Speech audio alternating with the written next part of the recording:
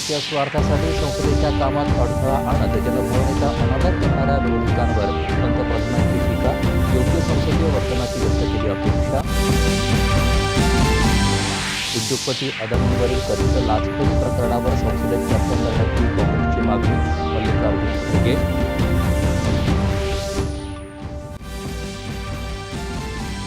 राज्यात सत्ता स्थापनेच्या हालचाली सुरू. शिवसेनेच्या विधिमंडळ पक्षनेतेपदी एकनाथ शिंदे यांची एकमतानं निवड.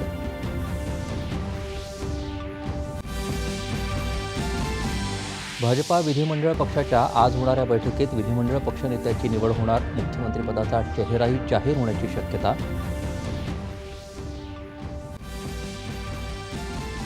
मुख्यमंत्रीपदाबाबतचं सूत्र अद्याप ठरलेलं नाही. महायुतीतील तिन्ही घटक पक्ष एकत्र बसून यावर चर्चा करू, राष्ट्रवादी काँग्रेसचे नेते अजित पवार यांनी केलं स्पष्ट. शिवसेना उद्धव बाळासाहेब ठाकरे पक्षाच्या विधिमंडळ नेतेपदी आदित्य ठाकरे यांची, तर विधानसभा नेतेपदी भास्कर जाधव यांची निवड.